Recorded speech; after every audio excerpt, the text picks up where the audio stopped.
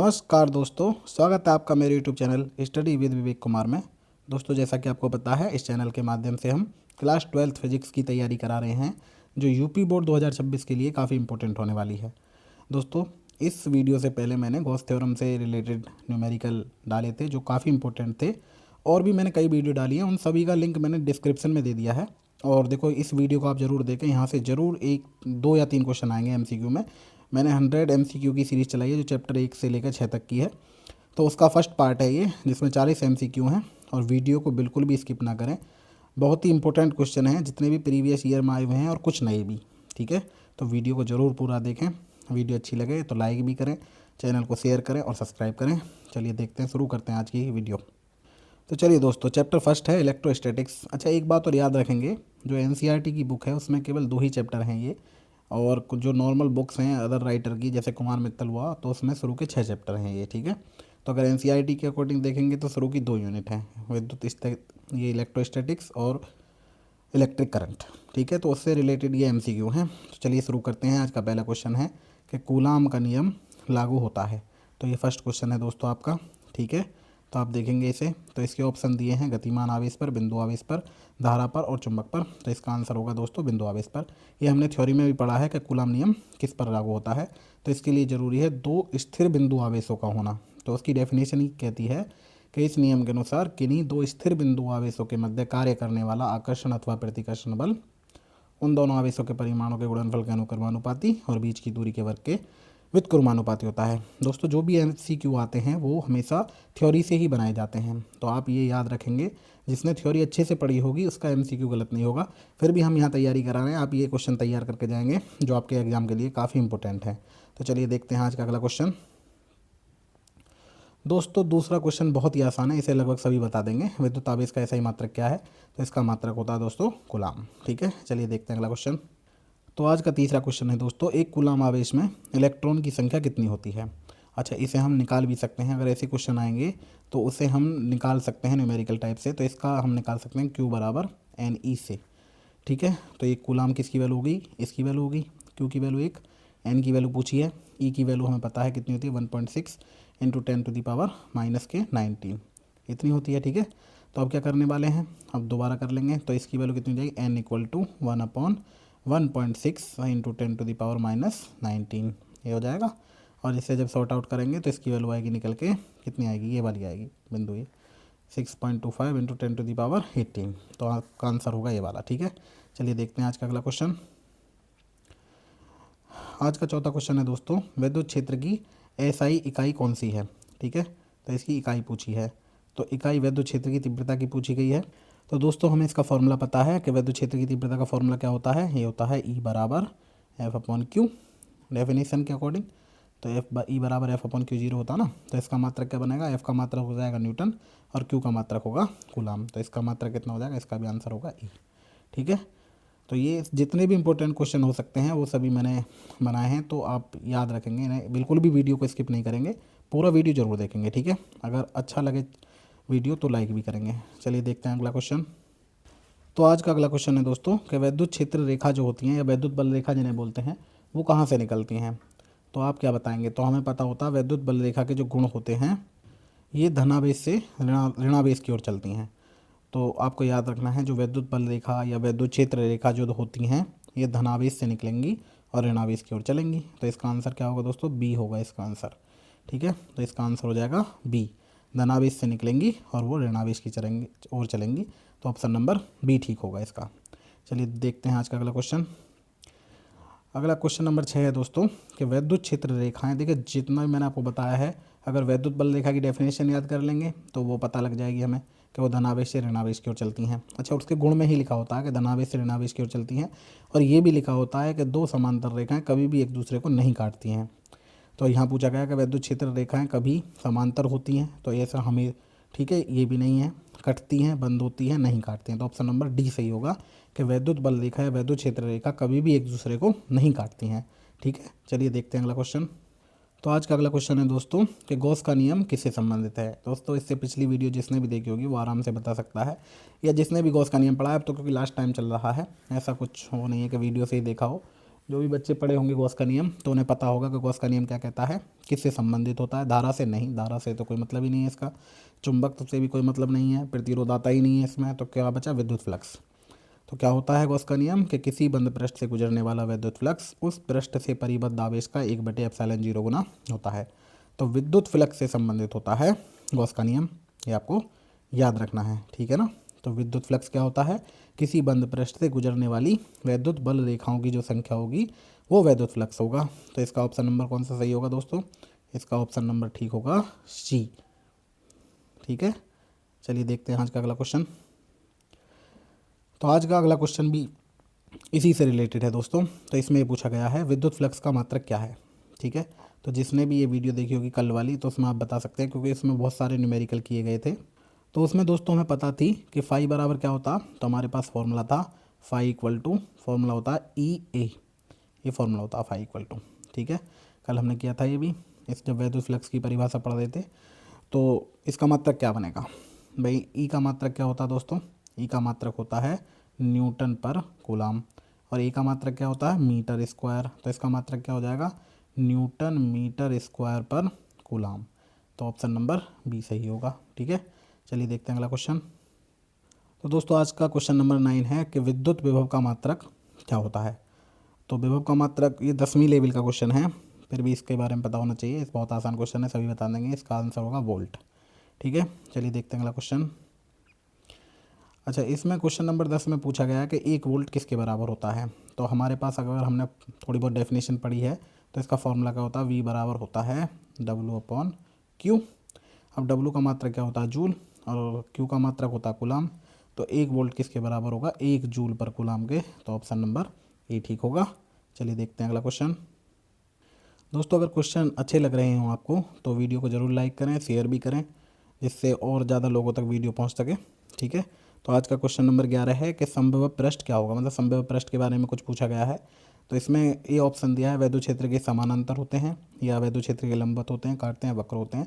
तो आपको याद रखना है जो संभव पृष्ठ होते हैं वो वैद्युत क्षेत्र के लंबवत होते हैं, ठीक है। ये याद रखना है आपको, कॉन्सेप्ट बेस है, याद रखना है कि संभव पृष्ठ जो होगा वो वैद्युत क्षेत्र के लंबवत होते हैं, ठीक है। चलिए देखते हैं अगला। तो दोस्तों क्वेश्चन नंबर 12 है, जो संधारित्र होता है वो कौन सी ऊर्जा का संग्रह करता है, ये पूछा गया है इसमें। जो संधारित्र होगा वो किस ऊर्जा का संग्रह करेगा। तो याद रखना संधारित्र जब हम पढ़ ही विद्युत रहे हैं तो विद्युत से ही रिलेटेड होगा, तो विद्युत ऊर्जा का संग्रह करेगा ये संधारित्र। देखिए चुंबक में कोई संधारित्र नहीं होता है, ताप हम पढ़ेंगे ही नहीं इंटर में, यांत्रिक से हमारा कोई रिलेटेड नहीं है। तो विद्युत या चुंबक ये दोनों पढ़ते हैं, और चुंबक में संधारित्र होता नहीं, तो हम केवल क्या करेंगे, विद्युत होगा इसका ऑप्शन, ठीक है। चलिए देखते हैं क्वेश्चन अगला। तो आज का अगला क्वेश्चन है दोस्तों कि संधारित्र की धारिता किस पर निर्भर करती है। तो इसका भी आपको आंसर याद रखना है कि प्लेटों की आकृति पर डिपेंड करती है ये, ठीक है। चलिए देखते हैं अगला क्वेश्चन। तो आज का अगला क्वेश्चन है दोस्तों, जो संधारित्र में ऊर्जा भरी होती है उसका क्या फॉर्मूला होता है। तो आपको याद रखना है जो संधारित्र में ऊर्जा होगी उसका फॉर्मूला होगा U बराबर हाफ CV², या तो ये होगा, या 1/2 Q² C, ये वाला फॉर्मूला होगा। अच्छा, इसके अलावा एक फॉर्मूला और होता है कि 1/2 और VQ। तो इसमें ये दोनों तो है नहीं लास्ट वाले, केवल ऑप्शन नंबर सी सही है। तो 1/2 CV², ये इसका आंसर ठीक होगा। चलिए देखते हैं अगला क्वेश्चन।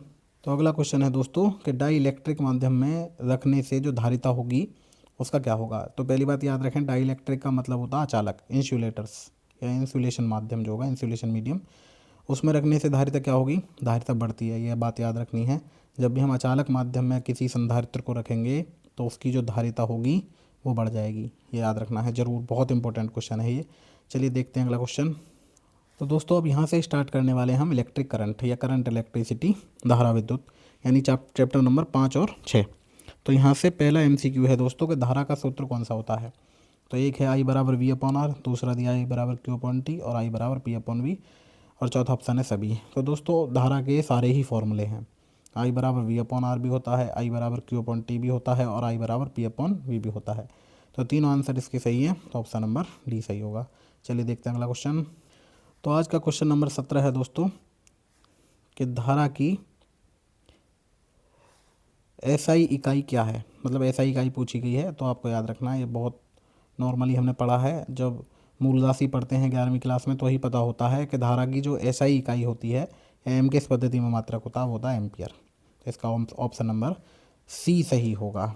ठीक है, चलिए देखते हैं अगला क्वेश्चन, क्वेश्चन नंबर 18 कि ओम का नियम लागू होता है, कि ओम का नियम किस पर लागू होगा, तो ओमीय चालकों पर। ये याद रखना है, सभी पदार्थों पर लागू नहीं होगा, केवल अर्धचालकों पर भी लागू नहीं होगा, केवल धातुओं पर नहीं होगा, जो भी ओमीय चालक होंगे उन पर लागू होगा। तो ओमीय चालक, ओमिक नहीं होगा, ये ओमीय चालक होगा। ठीक है, तो ये ऑप्शन नंबर डी सही होगा इसका, कि ओम का नियम जो होता है वो ओमीय चालकों पर होता है। ठीक है, चलिए देखते हैं अगला क्वेश्चन। तो आज का क्वेश्चन नंबर 19 है दोस्तों, कि प्रतिरोध की एसआई इकाई क्या है। तो ये तो मात्रक है, नॉर्मली एक मात्रक पूछा जाएगा जरूर यूपी बोर्ड में, आप याद रखेंगे इस बात को। तो अगर मात्रक नहीं पूछा जाएगा तो डायमेंशन फार्मूला यानी विमीय सूत्र पूछा जाएगा, तो आप ये पढ़ के जाएंगे जरूर। तो प्रतिरोध की एसआई मात्रक क्या होता है, ओम होता है। ठीक है, ऑप्शन नंबर सी सही होगा। अच्छा, ज़्यादा हार्ड नहीं है ये भी क्वेश्चन। अच्छा, थोड़ा भी पढ़ लेंगे आप तो क्वेश्चन आपको हार्ड नहीं लगने वाले हैं। अगर आप बिल्कुल ही पढ़ के नहीं जाएंगे तो आपके कुछ समझ में आने वाला है नहीं। तो बहुत छोटे छोटे क्वेश्चन, और क्वेश्चन ऐसे ही आते हैं एग्जाम में। ठीक है, ये ना सोचें कुछ अलग से क्वेश्चन आएंगे, बुक से ही आएगा पेपर। तो थोड़ा बहुत भी पढ़ के चले जाएंगे तो पेपर में आसानी से क्वेश्चन कर पाएंगे। चलिए ठीक है, देखते हैं अगला क्वेश्चन। तो दोस्तों क्वेश्चन नंबर 20 है, जो प्रतिरोध होता है वो किस पर निर्भर करता है, लंबाई पर, क्षेत्रफल पर, पदार्थ पर, या सभी पर। तो दोस्तों अगर आपने पढ़ी है थोड़ी बहुत थ्योरी, तो फॉर्मूला होता है R equal to rho l upon a, ये फॉर्मूला होता है। जो रो होता है ये तार का विशिष्ट प्रतिरोध होता है, ये फिक्स होता है। इसका मतलब पदार्थ पे तो निर्भर करेगा ही करेगा। लंबाई एल हो गई और क्षेत्रफल हो गया ए। ठीक है, तो तीनों पर निर्भर करेगा। तो ऑप्शन नंबर डी सही होगा इसका। ठीक है, चलिए देखते हैं अगला क्वेश्चन। तो दोस्तों बहुत ही इंपॉर्टेंट क्वेश्चन है ये, क्वेश्चन नंबर 21, कि ताप बढ़ाने पर जो धातु होगी उसका प्रतिरोध क्या होगा, घटेगा, बढ़ेगा, या शून्य हो जाएगा, या परिवर्तित रहेगा। तो दोस्तों ये फॉर्मूला आपको याद रखना है, आर जो होता है वो व्युत्क्रमानुपाती होता है टॉ के। अच्छा, टॉ क्या होता है, टॉ होता है क्रांतिकाल, इलेक्ट्रॉनों के टकराने का समय। अच्छा, जब किसी चालक का हम ताप बढ़ा देते हैं तो उसका क्रांतिकाल घट जाता है। भाई वो तेज चलेंगे, हमने ये पढ़ा है कि जब भी किसी कण का ताप बढ़ाते हैं तो उसकी चाल थोड़ी सी बढ़ जाती है। तो पहले टकराने में जो समय लग रहा था उससे अब कम समय लगेगा। भाई जैसे ही हम टेम्परेचर बढ़ा देंगे तो इलेक्ट्रॉन जल्दी से टकराएंगे। जब ये क्रांतिकाल कम हो जाएगा तो आर बढ़ जाएगा। तो याद रखना है, धातु जो होती हैं उनका ताप बढ़ाने पर प्रतिरोध बढ़ जाता है। अच्छा, धातु का बढ़ जाएगा, मिश्र धातु का भी बढ़ेगा, लेकिन अर्धचालकों का नहीं बढ़ेगा। अर्धचालकों का जो प्रतिरोध होगा वो ताप बढ़ाने पर घट जाएगा, क्योंकि वो जो अर्धचालक होते हैं वो सहसंयोजक बंध द्वारा जुड़े होते हैं। ठीक है, तो सहसंयोजक बंध टूटेगा जिससे फ्री इलेक्ट्रॉन्स होंगे और उनकी चालकता बढ़ जाएगी। यानी केवल अर्धचालक का आपको याद रखना है कि अर्धचालक जो होगा उसका ताप बढ़ाने पर प्रतिरोध घट जाएगा, अन्यथा धातु हो या मिश्र धातु हो, ताप बढ़ाने पर प्रतिरोध बढ़ जाएगा। ठीक है, याद रखना है, धातु भी हो सकती है, मिश्र धातु भी होगी। चलिए देखते हैं अगला क्वेश्चन। तो अगला क्वेश्चन है दोस्तों, विशिष्ट प्रतिरोध की इकाई है। अच्छा, विशिष्ट प्रतिरोध को प्रतिरोधकता भी कहते हैं। अच्छा, ये जो सिंबल दिया है ये ओम का सिंबल है। ठीक है, ये ओम है, ओम मीटर है, मीटर पर ओम है, या एम्पियर पर मीटर है। तो इसका फॉर्मूला यहाँ से बनाते हैं, रो बराबर होता है आर ए अपॉन एल। अच्छा, आर का फॉर्मूला हो गया ओम, और ए का मात्रक हो गया मीटर स्क्वायर, एल का हो गया मीटर। तो मीटर से एक मीटर कैंसिल आउट हो जाएगा, तो ऑप्शन नंबर बी सही होगा, ओम मीटर होगा इसका। ठीक है, इसका विमीय सूत्र भी याद करके जाएंगे, ध्यान रखना है।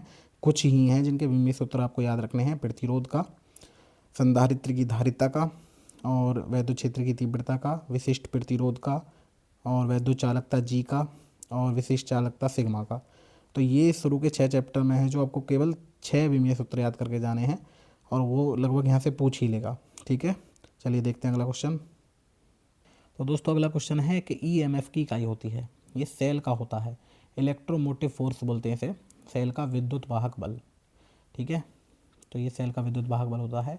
इसका भी फॉर्मूला वही होगा जो विभव या विभवांतर का होता है, ई बराबर डब्ल्यू अपॉन क्यू, यानी जूल पर कूलम या वोल्ट। तो ऑप्शन नंबर सी सही होगा इसका। जो सेल का ईएमएफ होता है उसका मात्रक होता है वोल्ट। अच्छा, सेल का विद्युत वाहक बल भी लिखा सकता है या ईएमएफ भी लिखा सकता है। तो आपको याद रखना है कि सेल का विद्युत वाहक बल या इलेक्ट्रोमोटिव फोर्स, उसका जो मात्रक होगा या इकाई होगी वो होगा वोल्ट। चलिए देखते हैं अगला क्वेश्चन। तो अगला क्वेश्चन है दोस्तों कि सेल का ईएमएफ किस पर निर्भर करता है। तो 4 ऑप्शन दिए हैं, बाह्य प्रतिरोध पर, धारा पर, रासायनिक प्रकृति पर, या तार की लंबाई पर। तो याद रखना, बहुत इंपॉर्टेंट क्वेश्चन है, कई बार एग्जाम में पूछा गया है ये, कि सेल का विद्युत वाहक बल किस पर निर्भर करता है। तो आपको याद रखना है ये रासायनिक प्रकृति पर निर्भर करता है, जो सेल की रासायनिक प्रकृति होती है उस पर डिपेंड करेगा, ठीक है। ना लंबाई पर डिपेंड करेगा, ना धारा पर डिपेंड करेगा, ना बाह्य प्रतिरोध पर, ये रासायनिक प्रकृति पर डिपेंड करेगा। बहुत इंपॉर्टेंट क्वेश्चन है। चलिए देख लेते हैं अगला क्वेश्चन। तो क्वेश्चन नंबर 25 है दोस्तों कि आंतरिक प्रतिरोध का मात्रक क्या है। तो बहुत आसान क्वेश्चन है ये, तो इसका मात्रक ओम होता है, ठीक है, याद रखेंगे। आंतरिक प्रतिरोध का मात्रक भी बाह्य प्रतिरोध के जैसा ही होता है, तो ओम होगा, ऑप्शन नंबर बी सही होगा, ठीक है। तो अगला क्वेश्चन देखते हैं कि श्रृंखला संयोजन, ठीक है, समतुल्य प्रतिरोध कैसा होगा, मतलब कम या ज़्यादा होगा, ठीक है। तो ये पूछा गया। श्रृंखला का मतलब होता है श्रेणी क्रम। तो श्रेणी क्रम में आपको पता है कि प्रतिरोध कैसे जोड़ते हैं। श्रेणी क्रम में प्रतिरोध सीधे सीधे जुड़ता है, जबकि धारिता व्युत्क्रम में जुड़ती है, उल्टे में। तो R1 + R2 जब सीधे सीधे जोड़ेंगे तो प्रतिरोध जो होगा वो अधिक होगा श्रृंखला में, ठीक है। और पार्श्व जो क्रम होता है या समांतर क्रम संयोजन होता है उसमें प्रतिरोध कम हो जाएगा, ठीक है, याद रखना है। श्रृंखला आ गया, देखो ये होता है कन्फ्यूज करने का तरीका। तो श्रृंखला संयोजन लिखा है यहाँ, नहीं तो श्रेणी क्रम संयोजन होना चाहिए था, ठीक है। ये क्वेश्चन जितने भी लिए हैं मैंने, जो अनसॉल्व पेपर है उससे लिखे हैं, ठीक है। तो जैसा क्वेश्चन आया हुआ है मैंने वैसे ही लिख दिया है, तो ये ना सोचे मैंने अपने पास से कुछ लिखा है। तो श्रृंखला का मतलब है श्रेणी क्रम है। तो कन्फ्यूजन करने के लिए एग्जामिनर कुछ भी लिख सकता है, तो आपको उसके लिए भी तैयार रहना होगा। चलिए देखते हैं अगला क्वेश्चन। तो अगला क्वेश्चन है दोस्तों कि समांतर क्रम संयोजन में जो धारा होगी, मतलब प्रतिरोधों का जो समांतर क्रम संयोजन होगा उसमें धारा क्या होगा। तो धारा जो होती है दोस्तों, देखिए समांतर श्रेणी क्रम तो ये होगा, सीधा सीधा एक ही लाइन में लगे हुए होंगे, तो इसमें धारा विभाजित नहीं होगी, जैसी ऐसी चली जाएगी। लेकिन समांतर क्रम में क्या होगा, समांतर क्रम ये होता है कि एक प्रतिरोध ये लगा हुआ है, यहाँ से ये ऐसे डिवाइड हो गया, इधर एक इधर डिवाइड हो गया, ठीक है। तो ये हो गया समांतर क्रम। तो समांतर क्रम में जो धारा यहाँ से आई चल रही थी वो यहाँ जाके डिवाइड हो जाएगी, इधर I1 इधर I2। तो आपको याद रखना है कि समांतर क्रम संयोजन में धारा विभाजित हो जाती है, ऑप्शन नंबर बी सही होगा। चलिए देखते हैं अगला क्वेश्चन। तो क्वेश्चन नंबर 28 है कि विद्युत शक्ति का सूत्र है। तो ये तीनों ही विद्युत शक्ति के सूत्र हैं, P = VI भी होगा, I² R भी होगा, या V²/R भी होगा, ठीक है। तो आपको सोच समझ के भी थोड़े मतलब क्वेश्चन के आंसर लगाने हैं, इतने भी टफ नहीं होंगे, ठीक है। चलिए देख लेते हैं अगला क्वेश्चन। तो अगला क्वेश्चन है दोस्तों कि विद्युत ऊर्जा का व्यावसायिक मात्रक क्या है, मतलब किस में यूज करते हैं, या इसे कह सकते हैं प्रोफेशन यूनिट या बिजनेस यूनिट या ट्रेड यूनिट। तो विद्युत ऊर्जा का जो ट्रेड यूनिट होगी वो होती है किलोवाट घंटा। मतलब जो घर में हम बिजली यूज करते हैं उसमें हम कैसे देखते हैं, यूनिट किस में देखते हैं, तो किलोवाट घंटा में देखी जाती है यूनिट। तो इसका व्यावसायिक मात्रक होगा किलोवाट घंटा। चलिए देख लेते हैं अगला क्वेश्चन। तो अगला क्वेश्चन है दोस्तों कि एक यूनिट जो विद्युत ऊर्जा होगी वो किसके बराबर होती है। अब बात वही आएगी कि एक यूनिट मतलब 1 किलोवाट घंटा, ये तो हो गई। तो 1 किलोवाट में कितने वाट, 1000 वाट। 1 घंटा में कितने सेकंड, तो 3600 सेकंड, यही होता है ना। तो 2 जीरो ये, 3 जीरो 5 जीरो हो गई, 1 जीरो और निकाल लेंगे तो 6 जीरो हो जाएंगे। तो 3.6 × 10⁻6 जूल, इतने के बराबर होगी एक यूनिट विद्युत ऊर्जा। चलिए देखते हैं अगला क्वेश्चन। तो आज का अगला क्वेश्चन है दोस्तों कि किरचॉफ का प्रथम नियम किससे संबंधित है। एग्जाम के पॉइंट ऑफ व्यू से बहुत ही इंपॉर्टेंट क्वेश्चन है ये। किरचॉफ के 2 नियम हैं, तो दोनों ही आपको याद रखने हैं। जो प्रथम नियम होता है वो आवेश संरक्षण पर है, और द्वितीय नियम ऊर्जा संरक्षण पर है। याद रख के जाना है, बहुत ही ज़्यादा इंपॉर्टेंट क्वेश्चन है। चैप्टर नंबर 6 से है ये कि किरचॉफ का प्रथम नियम किससे संबंधित है। तो आपको याद रखना है ये आवेश के संरक्षण से संबंधित है, ठीक है। अब किरचॉफ का सेकंड नियम पूछा जाएगा, तो ऑप्शन नंबर इसका बी सही हो गया। अब किरचॉफ का द्वितीय नियम किससे संबंधित है, मैंने बताया आपको सेकंड नियम ऊर्जा से संबंधित है, ऑप्शन नंबर बी सही रहेगा। तो दोनों ही क्वेश्चन इंपॉर्टेंट है, बहुत इंपॉर्टेंट है। चलिए देखते हैं अगला क्वेश्चन। तो अगला क्वेश्चन है दोस्तों मीटर ब्रिज किस पर आधारित है। कूलम के नियम पर, ओम के नियम पर, व्हीटस्टोन ब्रिज पर, या फैराडे नियम पर। तो याद रखना जो मीटर सेतु होता है वो व्हीटस्टोन सेतु के सिद्धांत पर कार्यरत होता है, ठीक है। तो ऑप्शन नंबर इसका कौन सा सही होगा, ऑप्शन नंबर सी सही होगा। जल्दी जल्दी देख लेते हैं और भी क्वेश्चन। चलिए ठीक है, देखते हैं। अगला क्वेश्चन है दोस्तों कि गैल्वेनोमीटर धारा मापता है। तो कौन सी धारा मापता है, बड़ी, छोटी, AC या शक्ति, कौन सी मापता है। तो आपको याद रखना गैल्वेनोमीटर मतलब धारा मापी। तो धारा मापी होता है वो परिपथ में छोटी से छोटी धारा मापता है, या धारा की उपस्थिति ज्ञात करता है, ठीक है। तो इसका अल्पतमांक कम होता है, इसलिए छोटी से छोटी धारा माप लेता है। तो ऑप्शन नंबर इसका कौन सा सही होगा, ऑप्शन नंबर बी सही होगा। चलिए देखते हैं अगला क्वेश्चन। तो अगला क्वेश्चन है दोस्तों गैल्वेनोमीटर को अमीटर बनाने के लिए क्या करते हैं हम, ये पूछा गया है। तो इसमें कहा उच्च प्रतिरोध श्रेणी क्रम में जोड़ते हैं, निम्न प्रतिरोध समांतर क्रम में जोड़ते हैं, संधारित्र जोड़ते हैं, या इंडक्टर जोड़ते हैं। तो याद रखना है ये वैसे चुंबक वाली यूनिट में है ये क्वेश्चन, फिर भी इसमें भी पढ़ लेंगे इसे। गैल्वेनोमीटर को अमीटर बनाने के लिए एक निम्न प्रतिरोध का तार हम समांतर क्रम में लगाते हैं। तो ऑप्शन नंबर बी सही होगा। इस निम्न प्रतिरोध के तार को शंट बोलते हैं हम, ठीक है। तो इसे आगे और पढ़ेंगे विस्तार से, लेकिन फिलहाल याद रखेंगे कि निम्न प्रतिरोध का जो तार होगा उसे हम समांतर क्रम में जोड़ेंगे। ऑप्शन नंबर बी सही होगा। ठीक है, चलिए देखते हैं अगला क्वेश्चन। तो अगला क्वेश्चन है दोस्तों कि अमीटर का प्रतिरोध कैसे कितना होता है, बहुत अधिक होता है, बहुत कम होता है, अनंत होता है या शून्य होता है। तो दोस्तों अमीटर का जो प्रतिरोध होता है वो बहुत ही कम होता है, तो ऑप्शन नंबर बी सही होगा इसका। ठीक है, चलिए देख लेते हैं अगला क्वेश्चन। तो दोस्तों अगला क्वेश्चन है कि वोल्ट मीटर का प्रतिरोध होता है बहुत कम, मध्यम, बहुत अधिक या शून्य। तो अमीटर का तो वैद्युत प्रतिरोध बहुत कम होता है, जबकि वोल्ट मीटर का प्रतिरोध होता है बहुत अधिक। अगर एक आदर्श वोल्ट मीटर की बात करें तो उसका वैद्युत प्रतिरोध होगा अनंत, और एक आदर्श अमीटर की बात करें तो उसका वैद्युत प्रतिरोध होगा शून्य। तो याद रखें जब भी अमीटर की बात आएगी तो प्रतिरोध कम की ओर ले जाएंगे, है ना। तो इसीलिए हमने निम्न प्रतिरोध का तार समांतर क्रम में जोड़ा था। अगर गैल्वेनोमीटर को हम वोल्ट मीटर में बदलें तो उसमें क्या करेंगे, उच्च प्रतिरोध का तार उसके श्रेणी क्रम में जोड़ेंगे, क्योंकि इसका प्रतिरोध अधिक होता है। ठीक है, चलिए देखते हैं अगला क्वेश्चन। तो अगला क्वेश्चन है दोस्तों, वैद्युत परिपथ में फ्यूज का क्या कार्य है। धारा बढ़ाना, नहीं धारा नहीं बढ़ाएगा। धारा मापेगा, नहीं मापेगा। सुरक्षा करना, हाँ ये सुरक्षा करता है घर की। ठीक है, ये निम्न प्रतिरोध होता है, निम्न प्रतिरोध फ्यूज। और जैसे ही ज़्यादा धारा आएगी तो ये टूट जाएगा बीच से, और जो परिपथ होगा उसकी सुरक्षा करेगा। ठीक है, तो विद्युत परिपथ में फ्यूज का कार्य होता है सुरक्षा करना। चलिए देखते हैं अगला क्वेश्चन। तो अगला क्वेश्चन है दोस्तों, सुपर कंडक्टर में जो होता है वो प्रतिरोध कितना होता है। तो अधिक, कम, शून्य या अनंत, ये पूछा गया है। तो आपको याद रखना जो सुपर कंडक्टर यानी अति चालक होगा उसका प्रतिरोध होगा शून्य। तो ऑप्शन नंबर सी ठीक होगा, ये सी सही है, ये ऑप्शन नंबर सी, तो शून्य होना चाहिए। ठीक है, चलिए देख लेते हैं आज का आखिरी क्वेश्चन कि ओम के नियम का ग्राफ जो होता है वो कैसा होता है। तो ध्यान रखना आपको, इसमें ऑप्शन दिए वक्र, वृत्त, सीधी रेखा या परवलय है। तो ओम के नियम का ग्राफ होता है दोस्तों, ओम के नियम का ग्राफ होगा सीधी रेखा। ठीक है, सीधा बनता है ओम का ग्राफ। तो दोस्तों ये 40 इम्पोर्टेंट MCQ हैं। अच्छा 100 की सीरीज़ है 1 से 6 चैप्टर तक, जो आपके लिए काफ़ी इंपॉर्टेंट होने वाली है। तो वीडियो को अगर अच्छी लगी हो तो लाइक करें, चैनल को सब्सक्राइब करें और ज़्यादा से ज़्यादा शेयर करें। ठीक है, धन्यवाद।